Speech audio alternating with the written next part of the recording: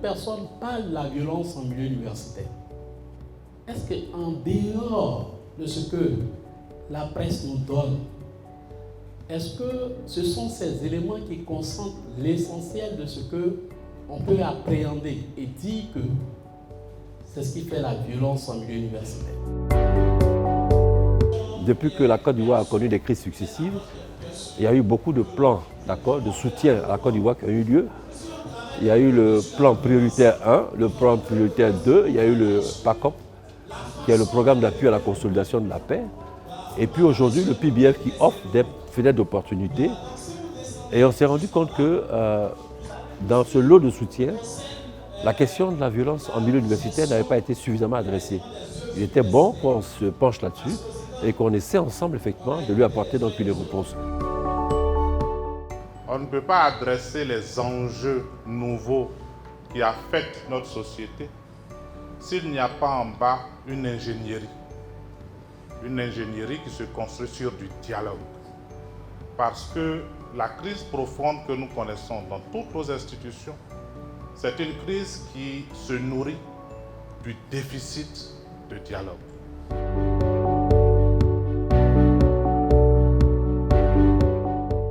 L'avènement du projet au sein des universités et en particulier du CROU a été un peu comme une bouffée d'air frais. On avait nos opinions, on fouille en nous-mêmes et Indigo est venu un peu nous faire reprendre un peu plus confiance, nous demander nos avis et nous faire comprendre que nos avis avaient de la valeur en quelque sorte. Des gens qui ne se fréquentaient pas. Je veux dire, l'administration et les syndicats d'enseignants étaient à couteau tiré. Surtout moi, mon syndicat qu'on appelle SENEC.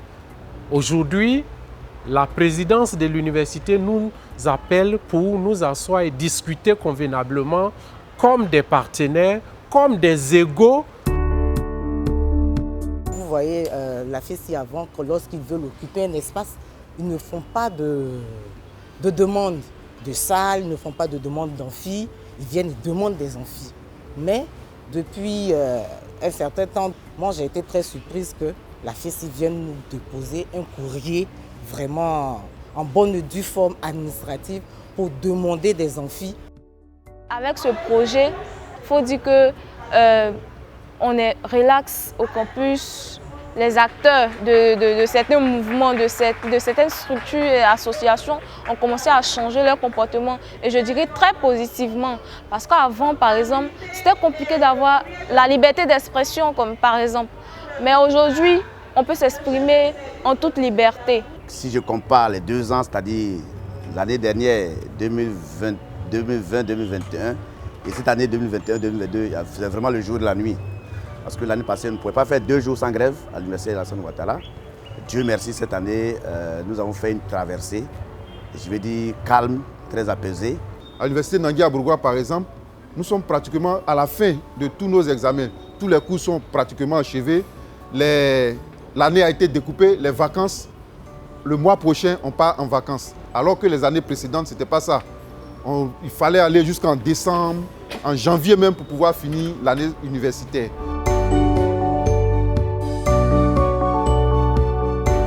Il y a des gens qui disent, on espère qu'il y aura un suivi. Le suivi ici ne doit pas être incompris, ne doit pas être vu comme quelque chose où Indigo va nous attraper chaque matin pour dire, vous la venez, vous asseoir, faites réunion, vous la faites comme ça. Non, ce n'est pas de ça que je parle quand moi je parle de suivi. Ce n'est pas de ça que je parle. Les initiatives doivent venir de nous.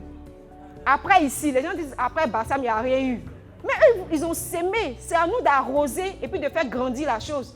Nos universités en 2022 ne sont plus les universités dont nous avons hérité il y a de longues années. Il nous fait obligation en lien avec les nouveaux enjeux que nous traversons de repenser la gouvernance de ces institutions-là.